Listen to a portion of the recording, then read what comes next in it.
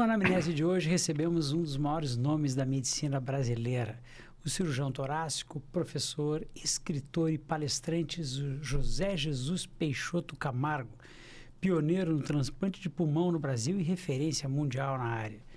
Professor emérito da Universidade Federal de Ciências da Saúde de Porto Alegre, foi responsável durante 47 anos pela disciplina de cirurgia torácica e homenageado como paraninfo de 5 turmas da medicina. Sob sua liderança, o Serviço de Cirurgia Torácica da Santa Casa formou 135 cirurgiões torácicos, hoje atuando em 19 estados brasileiros, 6 países da América do Sul, além dos Estados Unidos e Canadá. Além da medicina, o Dr. Camargo construiu uma carreira literária consistente. Publicou 10 livros da especialidade e 8 de crônicas. Mais do que um médico, ele é um pensador da medicina e da vida. Hoje vamos conhecer o homem por trás do bisturi e as reflexões de quem transformou a ciência em arte e legado. Que orgulho de receber, fico muito feliz pela personalidade, pela história, pelo tamanho e pela deferência de vir aqui no nosso cantinho, no sindicato, para poder ouvir a sua experiência. Muito obrigado. Eu que agradeço, uma oportunidade ótima de falar um pouco das coisas que transcendem a medicina como prática clínica e colocar uns pontos de vista que nós estamos praticando muito, divulgando por aí, do quanto é importante resgatar o charme da medicina antiga, né? Nós perdemos o glamour pelo caminho, né? Muito, né? Essa questão que conversamos, estivemos juntos num evento da Academia Sul-Rio-Grandense, aquela explosão de faculdades de medicina deixou um pouco a arte para trás e se preocupa muito mais na questão comercial. Eu não sei se o senhor tem esse sentimento. Eu acho que o mais grave é que 80% dessas escolas são particulares, né?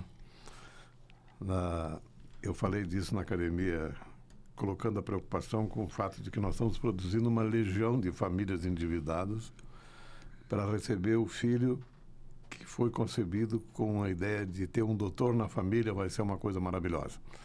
E é um candidato à frustração com o mercado atual, com o jeito que a medicina está sendo praticada e com dificuldade de oferta de pós-graduação do tipo básico, assim, a residência médica, né?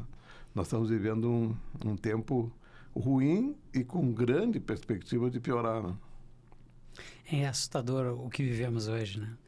Eu fico imaginando o seguinte, compara o que a perspectiva de hoje com a sua perspectiva quando estava crescendo lá em Vacaria e decidiu fazer medicina. O que lhe aproximou de um vestibular que certamente era mais difícil da época, era o curso mais complexo? O que ele trouxe para esse lado? Eu não tenho nenhum médico na família. Minha família é de fazendeiros.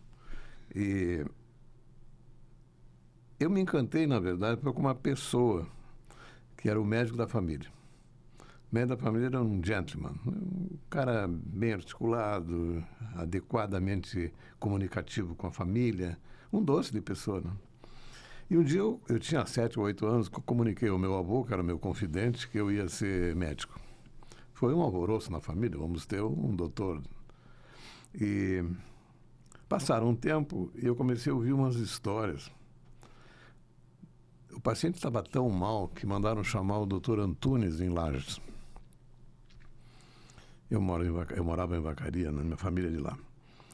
E o pior, assim, o paciente estava tão mal que nem o doutor Antunes não conseguiu salvá-lo. Voltei ao meu avô e disse, olha, eu quero ser o doutor Antunes, né? E aí foi uma história interessante, porque 35 anos depois, o doutor Antunes entrou no meu consultório. 2 nódulos de pulmão, uma história de um câncer de rim. E foi um convívio de uma semana com o verdadeiro médico da família, né? Ele era uma espécie de guru das famílias, assim, coisas básicas como casa ou não casa, separa ou não separa, de jeito nenhum sem conversar com o doutor Antunes. Ele era o líder da cidade. E quando ele estava para ter alta, ele me disse, Camargo, eu tenho que te pagar. Eu disse, eu não posso lhe cobrar porque o senhor é meu colega. Eu acabei de dizer isso e fiquei constrangido, assim, como meu colega, ele era meu ídolo, né? Ele disse, eu não sou mais teu colega, eu estou aposentado, não tenho filhos, estou muito rico, eu vou te pagar. E aí eu resolvi contar para ele porque eu não podia cobrar a história do Eu Quero Ser o Dr. Antunes, né? Aí ele se emocionou, chorou, choramos abraçados. Quando nós estávamos no bom do choro, chegou o clínico, que não sabia nada da história, viu ele chorando e disse: o senhor não precisa chorar, o seu caso não é tão ruim. Ele mergulhou no desconhecido e deu um fora. Mas foi uma experiência muito interessante, porque foi a oportunidade de desmanchar a fantasia, sabe? Assim, o que significa ser médico? Foi uma influência muito boa. Muito boa. Depois foi a escolha, quando eu estava no curso de medicina, aconteceu uma coisa muito boa. No 4º ano, o Moreira, o nosso pneu, ele era residente, o Moreira, e ele me pediu para fazer uma entrevista com um paciente que era um peão de distância vindo do interior. Eu fui lá, fiz as apresentações formais e me encantei com o jeito dele descrever os sintomas. E fiquei embasbacado lá ouvindo. Quando terminou aquele remédio de anamnese, ele me disse: doutor, eu queria muito que o senhor fosse meu médico, porque de todos os doutores que eu encontrei hoje, até aqui, o senhor é o único que me ouviu. E eu fiquei contente, claro, mas eu fiquei constrangido de não dizer que eu não perguntei nada, porque eu não sabia nem o que perguntar, né? Mas naquele dia eu me prometi que um dia eu ia tentar ser o médico que ele pensou que eu já fosse, né? Essa foi uma experiência que marcou o início da minha paixão por pessoas cuidando de doentes, né? Essa foi uma experiência inesquecível para mim. Me parece algo que seria óbvio, que quem faz a medicina é porque gosta de pessoas, mas não é tanto pelo jeito. Isso é uma verdade permanente, né? E quem não gosta de gente, muito menos gostará de gente doente, né? Então, eu acho que esse devia ser uma questão obrigatória quando o indivíduo for se inscrever para o vestibular de medicina. Se você não gosta de gente, se poupe e poupe as pessoas, né? Porque para o médico também é um terror, né? Se ele não gosta de gente, ele vai passar para o paciente a sensação de que ele está sendo tolerado. E a sensação de estar sendo tolerado é o maior detonador da autoestima dos dois, né? E é muito comum a gente ver tolerância bilateral, né?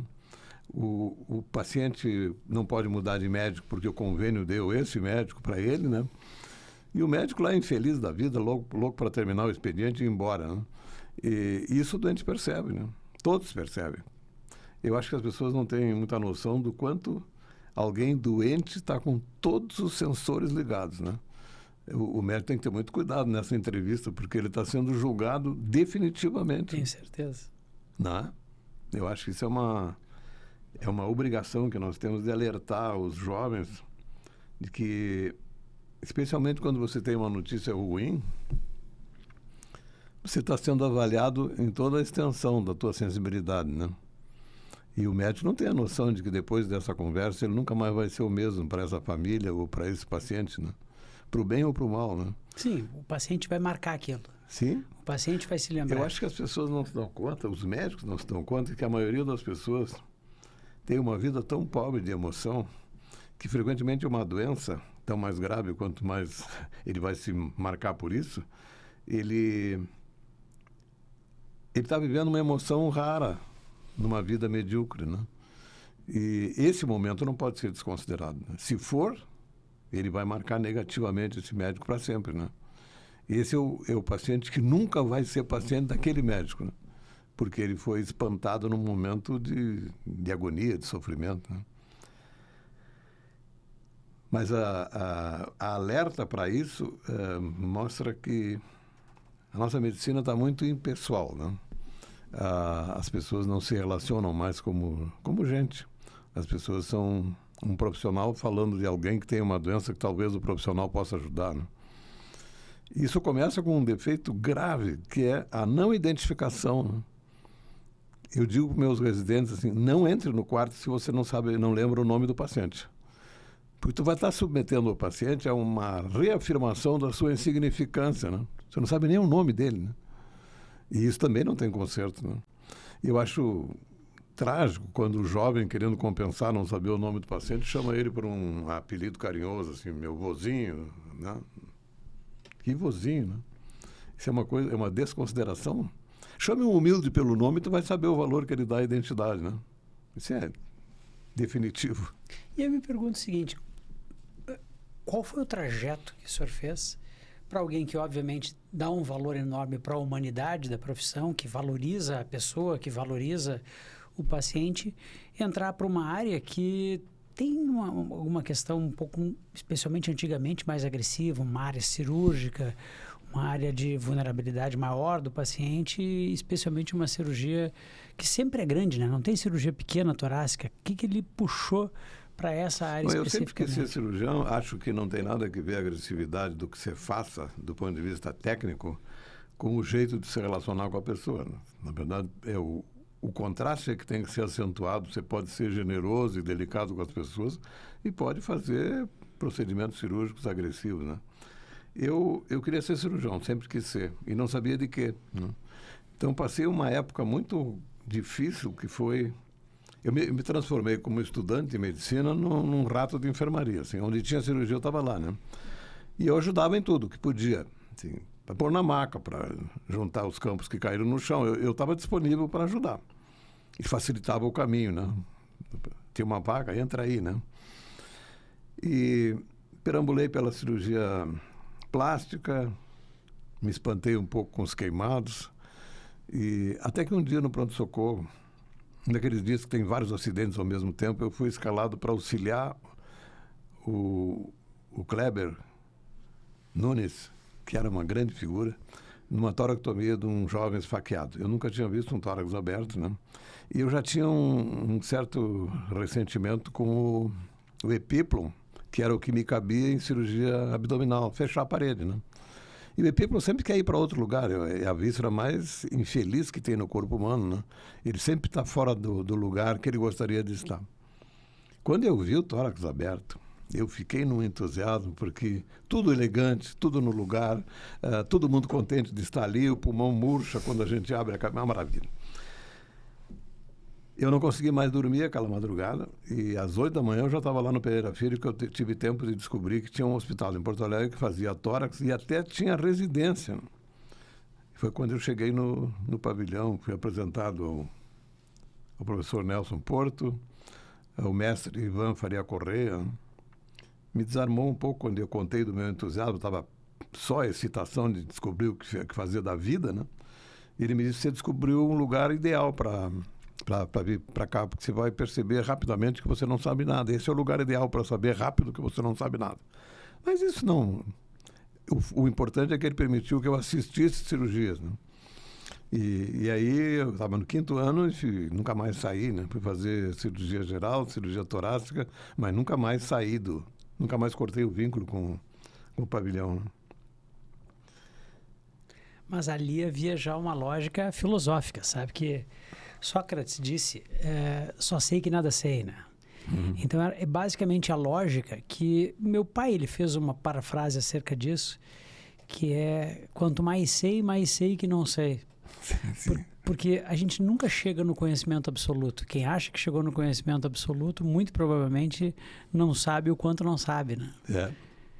E foi algo mais assim, provavelmente, que eles disseram. O Guimarães Rosa disse uma frase que eu gosto muito, assim: eu sei que eu não sei, mas eu desconfio de muita coisa.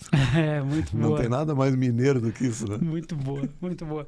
Eu criei uma parafrase acerca disso, que é uma dupla negativa. Eu já disse, inclusive, publicamente, na televisão, eu disse, não sei quantas pessoas entenderam, mas ela é algo verdadeiro para mim. Eu disse assim: quanto mais não sei, mais não sei que eu não sei. Sim. Qual é a lógica dessa minha frase? Nós temos discursos supostamente muito bem calçados de ignorantes absolutos sobre o assunto. A ignorância, ela te dá uma certeza de que tu está no caminho certo, que é terrível, e só o conhecimento te mostra as dificuldades que tu tem. Então, eu percebo que quanto mais ignorante um indivíduo é sobre o assunto, mais certeza absoluta ele tem sobre aquele mesmo assunto. Então, é uma coisa que na vida faz muita diferença. Faz sentido, né? Porque quem sabe muito está sempre em dúvida, né? Quem sabe muito está sempre pensando num ponto. E aí eu lhe pergunto o seguinte: o senhor estava lá já há bastante tempo, já era alguém de destaque e resolveu fazer o primeiro transplante de pulmão do Brasil. Todo pioneiro, ele tem o benefício de ter a história sendo construída naquele momento, mas tem a insegurança de não ter a certeza absoluta do resultado. Como é que foi isso? Sabe que essa ideia nasceu quando eu era residente. Eu estava arrumando umas gavetas do mestre Ivan, que era um desorganizado, e encontrei uma capa do Diário de Notícias, como era antiga a notícia. Diário de Notícias, estampava na capa a realização do primeiro transplante de coração na cidade do Cabo, na África do Sul. E eu perguntei para ele, por que o senhor guardou essa capa? Aquilo era 67, né? E nós estamos aí conversando em 72. E ele me disse, porque nós ainda vamos transplantar o pulmão. Eu achei meio delirante o projeto, mas o nós ainda vamos significou para mim naquele dia o fato de que eu ia continuar no hospital e até então eu não tinha nenhuma certeza. E eu sempre me empolguei depois porque começou nessa época, início dos anos 80, a verdadeira progressão do transplante de pulmão como terapia confiável, né? Foi quando surgiu a ciclosporina, né? E era sempre uma parte muito charmosa dos congressos americanos, assim, a experiência crescente em transplante de pulmão. Eu me empolguei com isso, passei a frequentar os 2 cursos mais importantes do ano. Um era em Paris, que dava experiência europeia, o outro em Toronto, que dava experiência americana. E isso me estimulou muito, porque eles estavam entusiasmadíssimos com o transplante.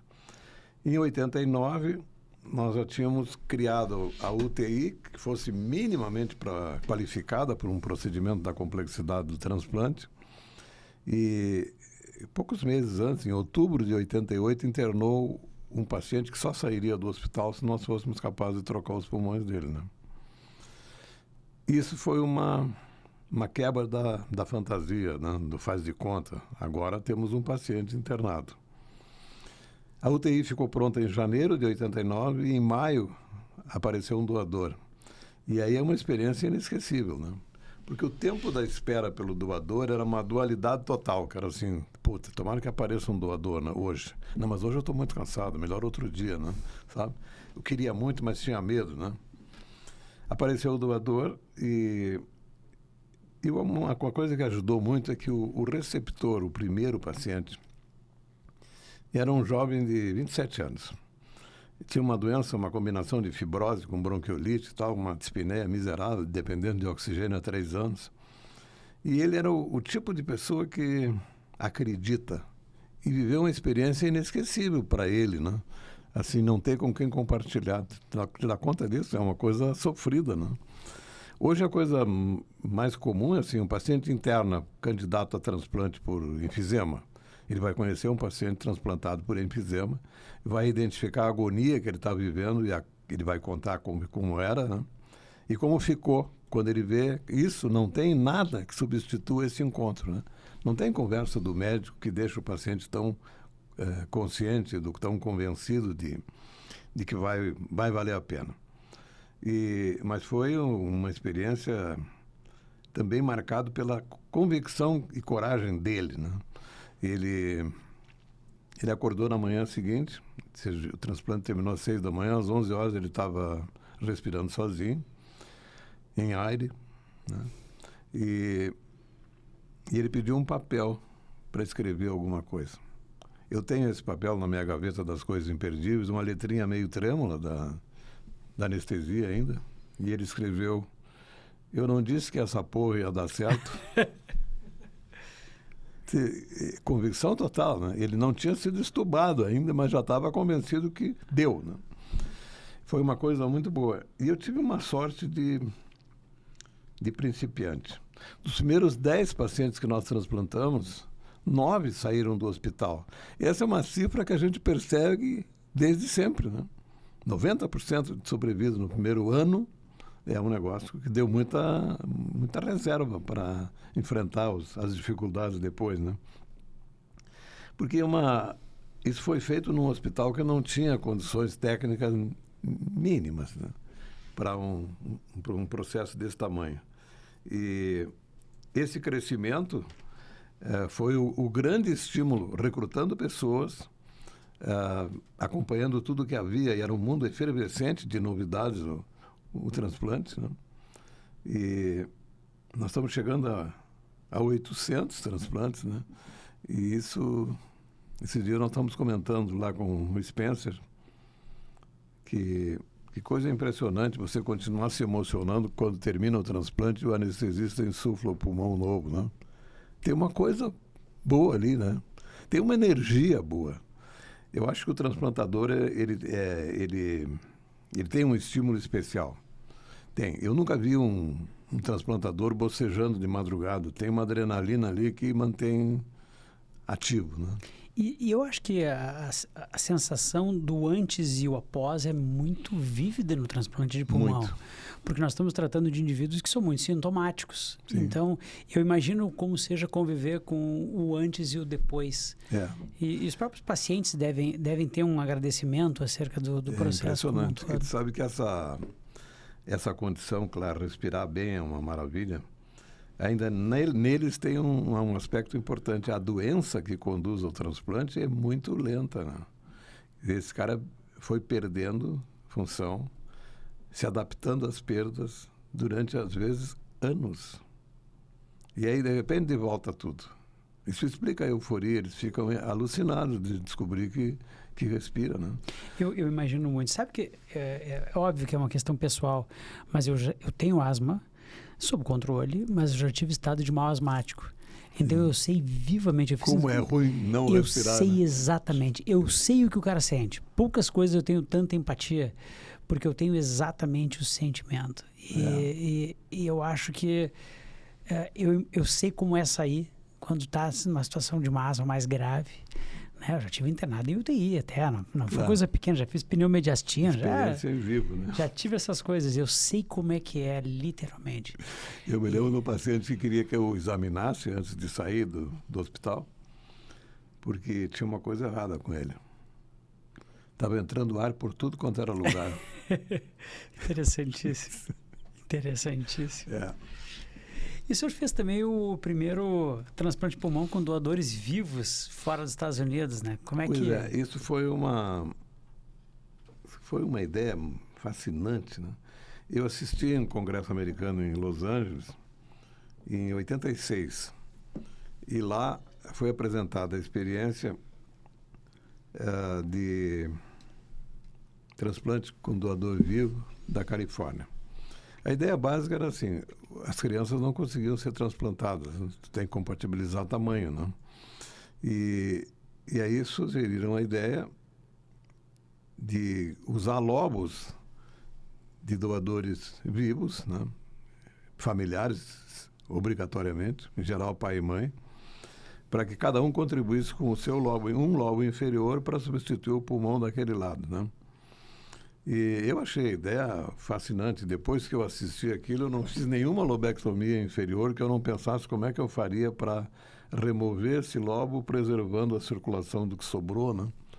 E aí apareceu um paciente, que era um paciente do Palombini, um garotinho, ia fazer 13 anos. Ele teve uma pneumonia viral aos 8 anos e desenvolveu uma bronquiolite impressionante, né? Foi a maior hiperinsuflação pulmonar que eu já vi, né? Deformou a caixa torácica, ele tinha um pectus carinato, tinha inversão do diafragma e tal. Elas eram uma hipertensão impressionante. E ele dormia ajoelhado, acocorado, porque ele não conseguia deitar, né? Ele sufocava com decúbito. E aí, com a ideia latente, eu disse, bom, eu acho que nós temos condições de fazer isso, né? E foi uma experiência inesquecível, né? Agora, em setembro, nós comemoramos 36 anos do transplante, primeiro transplante, e 26 anos do primeiro intervivos. Ele agora tem 38 anos, né? Casado, advogado e tal, né? Incrível. Isso é um negócio fantástico, né? O pai morreu de uma complicação ele teve uma meningite viral e morreu. O pai tinha 56 anos quando doou, né? E ele tem uma vida normal. Né? E aí cumpriu-se uma expectativa que foi uma das coisas que alimentou a ideia do Intervivos, que era a similitude imunológica, né? Eles rejeitam muito menos do que... Porque a criança rejeita muito, né? A criança tem um sistema imunológico tão íntegro que rejeita muito, né?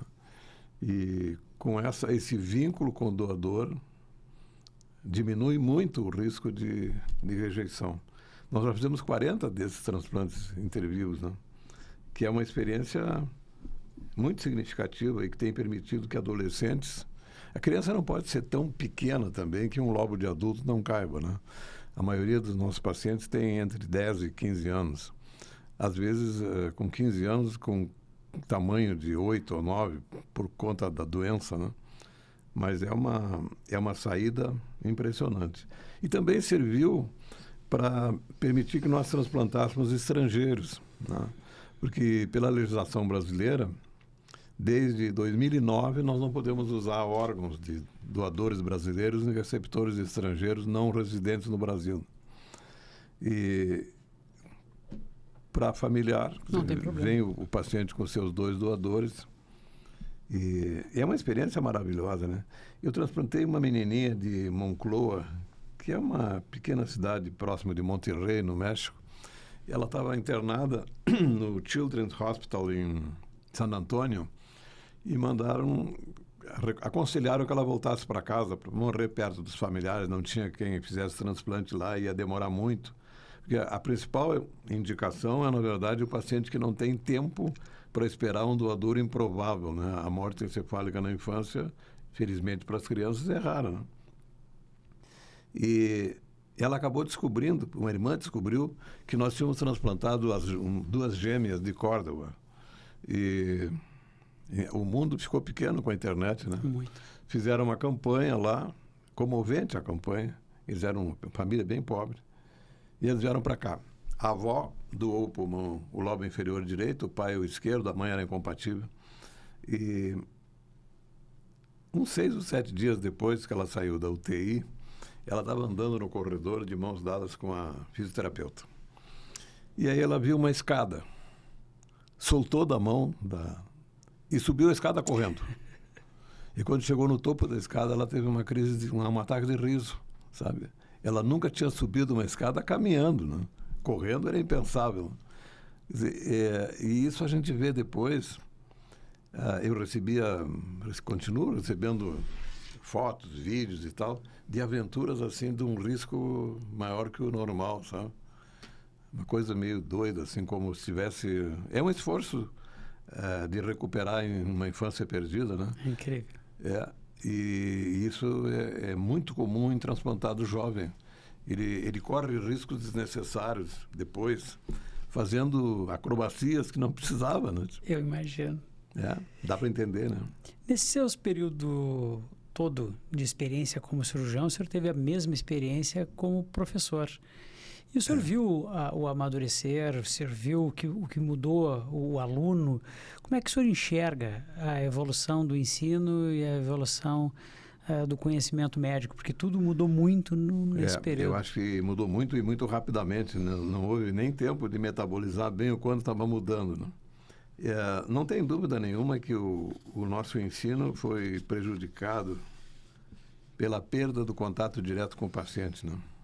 Quer dizer, eu fui treinado com visita à beira do leito, né? E a gente interagia com o paciente, e como é que conversava com o paciente, e o professor dando instruções e tal. Foi uma experiência maravilhosa, né? E a minha tendência era ficar amigo dos pacientes, né? Depois eu voltava lá para conversar e tal. Mas hoje tu vê que as discussões de casos são na sala de computadores, né? Na sala de computador. E o dono daqueles órgãos, lindamente demonstrados nos exames, estão em alguma área remota do hospital, doidos por notícias, né? Que provavelmente chegarão no dia seguinte e trazido por um residente que ele ainda não conhecia. Quer dizer, essa perda de conexão é que entortou a medicina de uma vez, né? Eu acho isso um desperdício de uma oportunidade ímpar de conhecer pessoas, né? Eu acho que os médicos não se dão conta de que eles têm uma chance única de se tornarem especialistas em gente, porque eles vão conviver com uma situação que em outra condição da vida a gente não tem, que é conviver com pessoas autênticas. A autenticidade do medo. Quem tem medo é autêntico, né? Foi daí, professor, que surgiu a sua ideia de fazer a medicina da pessoa?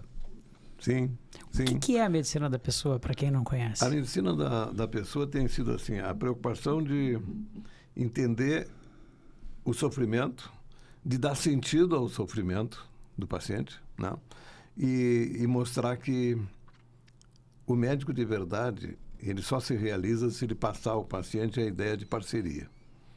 Se ele não for o parceiro, ele é um acidente na vida de alguém, né? E a gente percebe isso, eu fico chocado quando eu vejo um cara com uma enorme cicatriz e tu pergunta quem foi que ele operou. Só, era um baixinho de óculos, não me lembro o nome dele. Quer dizer, para esse baixinho de óculos, ele provavelmente foi o adenocarcinoma do 306, né? E essa perda de uma oportunidade ímpar de ter uma aproximação com uma pessoa real, né? Com a sua vida própria, e que, se isso não for usado como um material para ensino, autopedagogia, né? Porque você está sendo treinado pelo sofrimento do outro, que é a verdadeira medicina narrativa, né? Você aprender com o sofrimento do outro sem necessariamente passar por aquilo. Eu acho esse desperdício imperdoável, né? Quando você tem uma desconexão total. Você termina o seu serviço. Esses dias eu até que escrevi isso numa crônica. Eu recomendei um colega para uma senhora, e ela voltou lá para me contar que ela tinha uma dor persistente. Ela tinha estado 3 vezes no consultório durante a semana. E ele foi ótimo, até que chegou a sexta-feira. E aí, preocupada que ela pudesse ter dor no fim de semana, ela disse: doutor, o senhor pode me passar o seu celular para caso de alguma emergência? Ele disse: a senhora acertou o nome. O lugar onde se trata isso é emergência. E aí ela ficou furiosa, porque ele disse: quem sabe se a senhora aproveita e para de ter tanta dor. Aí ela girou nos calcanhares e foi embora. E aí, com senso de humor íntegro, ela disse: mas sabe que eu percebi, caminhando rápido para casa, fui completamente furiosa, que o ódio me dá uma força nas pernas que é impressionante. Ela estava realmente vingada. Que coisa, né? Impressionante. A desconsideração, quebrando um compromisso, que eu acho que os médicos não podem ignorar isso, né? Que é a disponibilidade, né? Essa disponibilidade, eu sei que é exigente, eu já passei por isso e tal, mas que diferença faz, né? Faz muito. Saber que você pode faz contar. muita diferença. Para o paciente faz muita diferença. Muita diferença. E o senhor acha que no mundo de hoje, quer dizer, uma porta... Porque nós temos que botar situações distintas. Uma coisa é num consultório, onde tu tens tempo para atender, paciente que tem vínculo, ou pré ou pós-operatório. Outra coisa é a porta da emergência do Sistema Único de Saúde, onde eu tenho eu abro ali, tem 20 pessoas para serem atendidas, algumas esperando há horas. O senhor acha que os médicos conseguem manter... Não, eu acho que isso é um desafio, acho que é impossível muitas vezes, né? Porque você não ter tempo de conversar com a pessoa, não investigar a doença dele diretamente e dar logo um remédio ou solicitar um exame, que parece que isso isenta o médico de compromisso, né? Ele, inclusive, pediu uns exames, né? E, às vezes, a maioria das vezes, o exame não tem o menor sentido, né? Ou necessidade, porque ele não se deu o trabalho de ouvir, né? Quando a gente não consegue mais ouvir, você está mal, porque você está trabalhando num lugar que não é conveniente para o médico, né? Que a demanda é completamente insatisfatória diante do que ele está vivendo como realidade imposta por um regime que é flagrantemente cruel, excludente, né? Nós estamos realmente numa prensa, porque assim, você tem número determinado de pacientes para atender, num tempo exíguo, e vamos lá, né? Mas eu já vi também residente fazer diferença nessa situação. Eu tive um residente, o O Paulinho Zanoni. O Paulinho Zanoni hoje é um cirurgião torácico muito bem sucedido em Joinville. Mas o Paulinho tinha uma coisa que me chamava a atenção. Quando ele voltava do ambulatório, os outros colegas esperavam por ele porque ele trazia um rancho. Chocolate, frutas. Né? Quando eu quis saber o que ele fazia de diferente, a minha filha fez cardio, quando ela estava fazendo estágio lá, ela acompanhou ele no ambulatório. Quando eu quis saber o que ele fazia de diferente, não, ele faz a mesma coisa que os outros. Tempo de paciente, ele atende o mesmo número, mas ele faz uma coisa boa. Terminada a consulta, ele abraça o paciente, vai até a porta, se despede, abraça o próximo e volta. Que coisa inteligente, né? Ele não gastava 1 minuto mais do que os outros, porque aquele trajeto tinha que ser percorrido. Um entrava e um saía, né? Mas ele usou isso para conquistar 2 pessoas com um gesto só, né? Eu sabia que ele ia ser um sucesso quando ele saísse, porque ele tinha essa afeição espontânea pelo paciente, um jeito camaradão, assim, os pacientes gostavam dele muito, né? A ponto de, o doutor não veio, mas tem um colega que vai substituir, mas também não quero ver o outro colega, porque eu já gostei tanto dele. Né? Para que eu vou tentar gostar de outro? Você sabe Aliás, esse é um dilema que a gente cria, eu vejo isso muito, né? Que é o quanto da necessidade de encaminhar pacientes. E a maioria dos médicos não se dá conta de que momento importante na vida do paciente é ele ser encaminhado para um colega. Em oncologia, por exemplo, a gente vive encaminhando e sendo encaminhado para... Não. E o que é a espera? Ele está deixando um médico que ele aprendeu a gostar para encontrar um médico que ele não sabe se vai gostar. Né? A sensibilidade do médico se mede aí, né? Ele tem que fazer um vínculo. Algum vínculo. Claro que o ideal seria pegar o paciente pelo braço e levar para o colega, né? Mas não vai fazer isso, não dá. Então, o que você faz? Telefona para o colega na frente do paciente. Né? Esse paciente vai encontrar um médico que não será para ele um completo desconhecido. Né? Mas isso é um vínculo. Né? Porque as pessoas não se dão conta que nesse traslado entre ser encaminhado e chegar ao colega, isso é um hiato de sofrimento. Né? Ele não sabe como é que vai ser. O quanto o cara vai ser simpático, né? E a gente sofre quando não sabe. E ele está num momento de hipersensibilização por medo da dor e a fantasia que, assim, o meu médico que eu aprendi a gostar me mandou para outro. Deve ser muito complicado o meu caso, né? Lógico. Na fantasia do paciente, isso é muito forte. Né? E isso tem que ser manejado com sensibilidade. Né? É impressionante.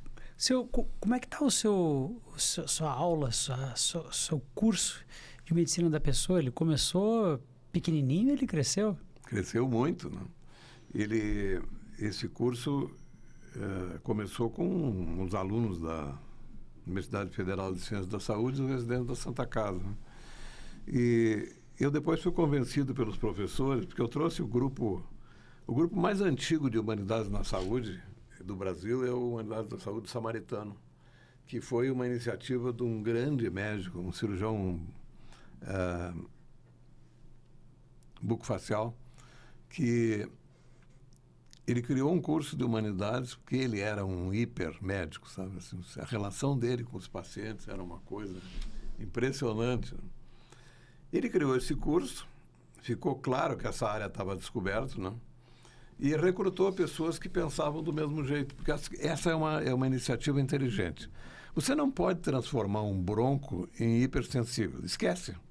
Mas você tem que aproveitar as pessoas que tenham a mesma tendência emocional para conviverem e multiplicarem ideias e atraírem outras pessoas que tenham a mesma perspectiva. E isso é uma coisa que eu acho que nós temos que difundir mais, porque essas pessoas, os médicos, estão carentes dessa percepção, né? Porque tem professores que acham assim, se você ensinar ele a operar, ele vai ser um bom cirurgião. Ele vai ser um operador, né? E não vai passar disso. Né? E eu um dia estava falando em São Paulo sobre isso, e aí estava dando aula pelo Zoom. De repente, o Zoom tem aquela vantagem de que você vê a carinha dos espectadores, né? De repente, um deles bocejou. Bocejar numa conferência minha, dá vontade um palavrão, né? Mas aí eu tive uma ideia. Eu disse, olha, vocês não são obrigados a acreditar no que eu estou falando, mas vocês são obrigados a fazer uma pesquisa. Tinha 400 residentes de cirurgia num curso do Colégio Brasileiro de Cirurgiões, capítulo de São Paulo. E vocês são obrigados a fazer uma pesquisa. Vocês devem conhecer um clínico famoso, conceituado, bem respeitado e tal. Perguntem para ele como é que ele faz para selecionar o cirurgião para quem ele encaminha o paciente. E ele vai dizer sempre duas coisas. Que ele seja tecnicamente competente, claro, ele não vai mandar o seu paciente para uma maneta, mas que ele seja carinhoso. E ele pode não estar nem preocupado com o paciente do ponto de vista afetivo, mas ele não quer ouvir queixas da família na volta. É infalível essas duas preocupações. Impressionante. E, então, com essa resposta da pesquisa que eu pretendo que vocês façam, vocês vão ter que fazer uma escolha muito simples. Depois de todos esses anos de residência, pós-graduação, pós-doutorado, doutorado, vocês gostariam de ter muitos pacientes ou pouco importa que eles não apareçam? Cara, foi um choque. Né? Porque o cara imediatamente está lá na cabeça, mas o que eu estou fazendo aqui, né? É o tipo de situação que você tem que ter alguém para alertar, né? Isso vai fazer parte da qualificação para um mercado competitivo. Óbvio, é óbvio. Senão você vai se queixar da vida enquanto trabalhar, vai se aposentar precocemente. Eu acho que a aposentadoria precoce é o maior delator da infelicidade que foi a profissão dele, né? Tem gente com 60 anos que se aposenta por tempo de serviço, né? Uau! Impressionante. Professor, teríamos aqui muita conversa ainda para lhe dar. Eu queria só lhe pedir uma mensagem que o senhor tem para quem está hoje dentro de uma universidade pública ou privada e quer ser médico. O que o senhor tem para ensinar depois dos seus anos de experiência? Eu acho que ele tem que, primeiro, se autotestar em relação à inteligência emocional. Se tu não tem inteligência emocional, não quer dizer que tu não possa ser médico, né? Mas você não pode se expor ao paciente, né? Você pode ser patologista, pode ser radiologista e tal, mas intimidade com o paciente, conviver com notícia ruim, nada disso, né? Porque ele vai criar uma relação torpe com o paciente, ele vai ser rejeitado, né? Vai ser no máximo tolerado e isso é muito degradante, né? Então, assim, primeira coisa, assuma se você gosta de gente. E aí você vai achar o caminho para tudo.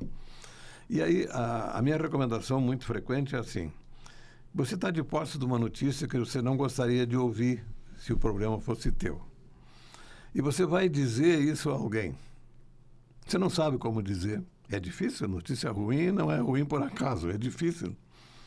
Então pense, como é que você diria se o paciente fosse o seu pai ou a sua mãe? Esse é um parâmetro pesado, né? Porque se você partir do princípio que quem ama protege, você vai achar palavras mais adequadas, né? Porque eu acabei a minha formação na Clínica Maio e eu fiquei muito impressionado com a rigidez afetiva do médico tratando especialmente doença grave, né? Eu sei que tem alguma razão por trás disso, dessa rigidez, que é a quantidade de demandas judiciais nos Estados Unidos. Qualquer coisa é pretexto para demanda judicial. Então, eles assumiram uma atitude da medicina defensiva, que é, se eu tenho uma doença, eu sou um técnico treinado nisso, eu vou lhe contar tudo o que vai acontecer e o senhor administra do jeito que o senhor puder. Eu vi coisas chocantes, né? Eu tinha um velho paciente lá, ele estava investigando um tumor de pleura e ele tinha a cabeça muito parecida com a cabeça do meu pai. Eu estava com muita saudade do meu pai, eu meio adotei o seu Collins era um plantador de milho em Iowa, né? E quando chegou na conclusão dos exames que ele era inoperável, era um homem já de 78 ou 79 anos, com tumor grande, e o professor disse, vamos lá dar as prescrições para cuidados paliativos, né? E eu fiquei muito curioso, porque eu estava interessado em ver como é que ele ia manejar essa situação. Ele chegou lá e entregou 2 folhas de prescrição, e tudo muito bem feito, assim, medicação da manhã verde, medicação do amarelo à tarde, medicação da noite em vermelho, né? Uma coisa para letra grande, para velho conseguir enxergar bem e tal. E ele perguntou, o paciente, doutor, por que é tudo isso? Diz, esse é remédio para dor, remédio para dor. Diz, mas olha, doutor, eu sou meio roxa para dor, sabe? Eu acho que eu não vou precisar de todos esses remédios. Aí ele simplificou. Ele disse, quando esse tumor chegar na costela, o senhor vai saber de que dor eu estou falando. Saímos de lá, eu fiquei chocado com o jeito dele dizer, né? Quando chegou no corredor, eu disse, professor, o senhor não acha que ele não vai dormir essa noite? Ele disse, a minha função é cuidar da dor. Colocá-lo para dormir é função do benzodiazepínico. Porque isso é uma forma pedagógica também, não, assim, esse é o médico que eu não vou ser, né? Claro. Você pode aproveitar para o bem ou para o mal, né? Mas esse tipo de atitude assim direta, tosca, assim, insensível, né? A gente depois entendeu que era muito de medicina defensiva aliado a uma rigidez natural, né? Certamente. É o cara que não tem emoção. Eu acho que a valorização da inteligência emocional, ela começou a crescer no mundo em geral. Assim, por exemplo, eu não sei se você ouviu falar de uma pesquisa da Mitsubishi. A Mitsubishi foi a primeira empresa multinacional que resolveu promover seleção de futuros executivos pela presença ou não de inteligência emocional. Então, o cara está falando, está sendo entrevistado, perguntas banais, de repente tem uma historinha que tem emoção. E o infeliz não sabe que ele tem um poderoso zoom no olho para detectar olho seco. Emoção, olho seco, passe bem, né? Você não vai ser gestor de ninguém, né? Quem não tem inteligência emocional não consegue resolver nenhum conflito entre pessoas, né? Que executivo é esse, né? Incrível. Não é uma coisa importante, Muito. porque a seleção era aparentemente não relacionada com o que ele ia fazer, mas ele tinha que ter uma qualidade para fazer isso bem, né? O mundo mudou. Lhe agradeço profundamente. A gente sempre aprende. Eu fico muito feliz.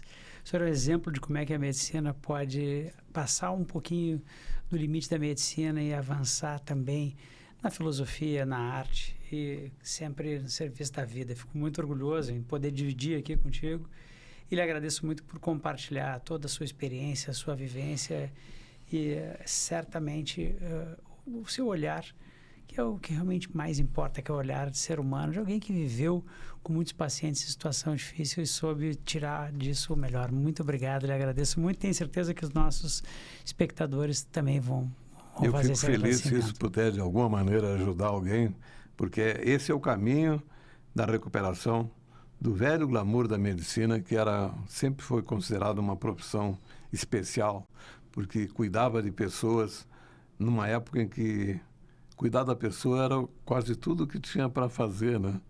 Na pobreza de recursos tecnológicos, de medicação e tal, o bom médico era identificado pela presença, né? Pela parceria incondicional. E eu acho que isso que nós temos que resgatar, né? Ou pelo menos não desistir de resgatar, né? Certamente. Muito obrigado, professor. Obrigado.